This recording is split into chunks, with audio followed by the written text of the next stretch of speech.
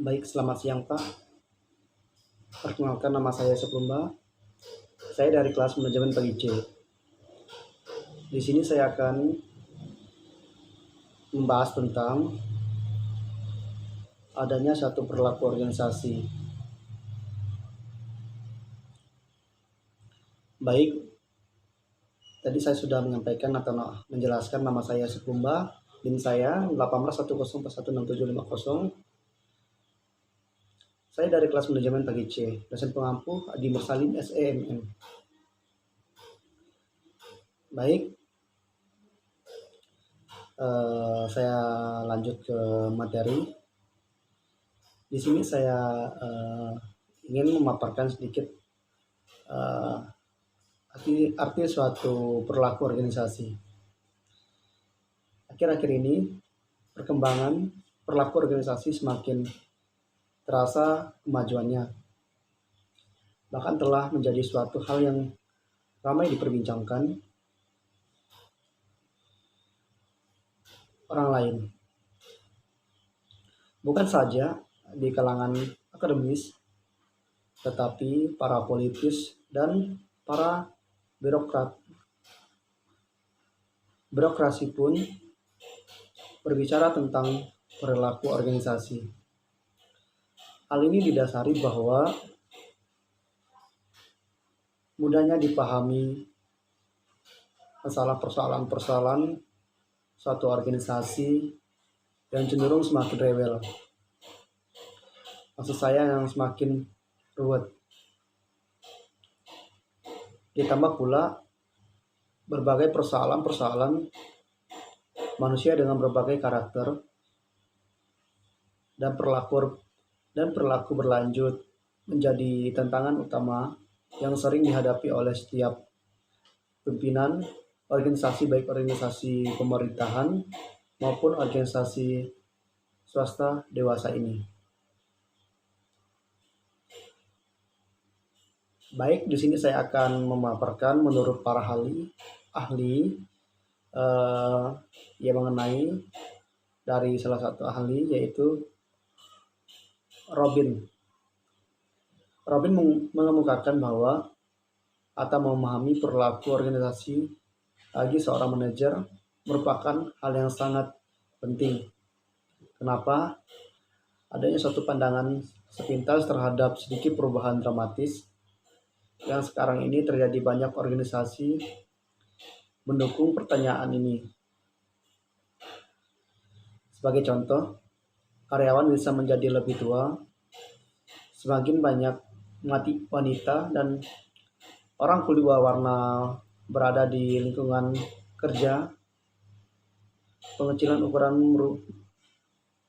perusahaan, dan penggunaan pekerja temporer yang begitu banyak melemahkan ikatan kesetiaan yang dulunya mempererat karyawan dengan para pekerja lainnya.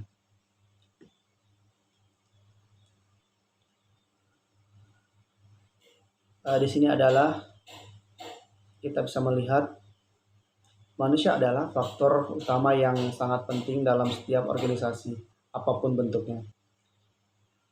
Karena di situ kita bisa melihat ketika manusia memasuki suatu dunia organisasi,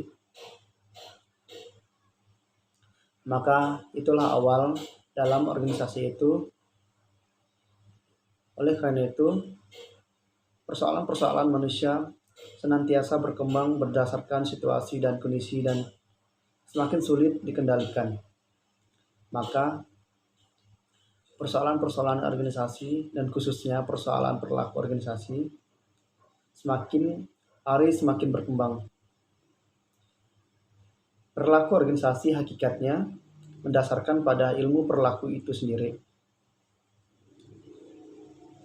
Baik, saya akan membacakan yaitu menurut Warren Bennis.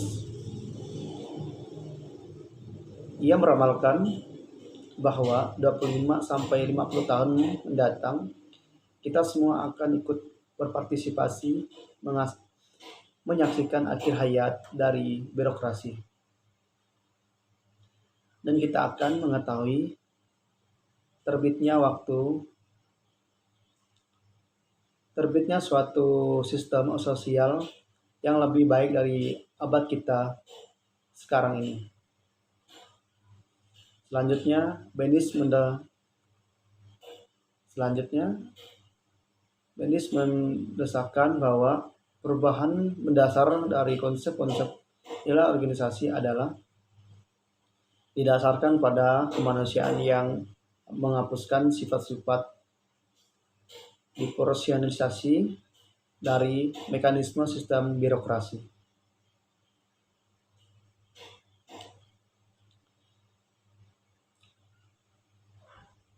Baik, selanjutnya saya akan menjelaskan sedikit hal yang mengenai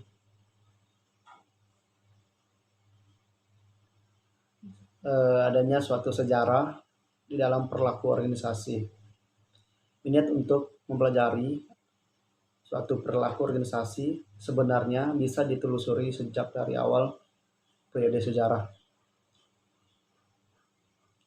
Hal ini dapat kita jumpai dari buah karya filosof Yunani Plato, di mana filosof ini membagi jiwa manusia menjadi 3 bagian, yakni filosofik, artinya filsafat, keinginan untuk mencapai ilmu, pengetahuan, dan spirit, artinya ambisi, yang memiliki arti aspek jiwa manusia yang berusaha untuk mencari kekuasaan, dan ambisi dan apetit, yang artinya nafsu makan. Suatu keinginan manusia untuk memenuhi selera seperti makan, minum, seks, dan uang. Dan yang ketiga, filosofi, yang artinya the ambitious and the lovers of a gun. Dalam Indra Wijaya, ia mengemukakan arti dari suatu konsep filosofi di atas. Plato menggolongkan manusia atas 3 tipe, yakni filosofi, ambisius, dan pencipta keberuntungan, yang artinya lovers of gain. Menurut Toha, pada abad ke-20 muncul suatu konsep-konsep baru tentang perilaku manusia dan organisasi, antara lain Max Weber di Jerman, Henrik Fayol di Prancis, dan Frederick Taylor di Amerika Serikat. Selanjutnya, Toha menguraikan sesuatunya sebagai berikut. Max Weber. Weber sebagai pemikir dalam ilmu sosial lebih banyak orientasi pemikirannya menekankan kepada penjelasan mengenai organisasi dibanding dari pengembangan suatu prinsip yang bisa dipakai untuk mencapai tujuan praktis. 2 aspek dari hasil kerja Weber yang relevan dengan perilaku organisasi, yakni pertama, sebagai seorang ahli ilmu sosial, ia tertarik untuk menjelaskan persepsi dari pertumbuhan organisasi yang besar. Yang kedua, dia berkesan akan kelemahan-kelemahan manusia dengan pertimbangan-pertimbangan yang kadang-kadang tidak realitas, dan bahwa manusia mempunyai rasa emosi. Secara teori, suatu birokrasi mempunyai berbagai sifat yang dapat dibedakan dari ketentuan-ketentuan lain dari suatu organisasi. Berapa sifat yang amat penting dapat dikemukakan sebagai berikut. Adanya spesialis atau pembagian kerja, adanya hierarki yang berkembang, adanya suatu sistem dari suatu prosedur dan aturan-aturan, adanya hubungan-hubungan kelompok yang bersifat impersonalitas, adanya promosi dan jabatan yang berdasarkan atas kecakapan. Aspek-aspek perilaku yang dicerminkan dari birokrasi Weber dapat dilihat dari penekanan Weber pada struktur yang ditimbulkan dari rasa tidak percaya pada kemampuan, kesanggupan maksud saya, dan kemampuan manusia untuk menciptakan rasionalitas tertentu.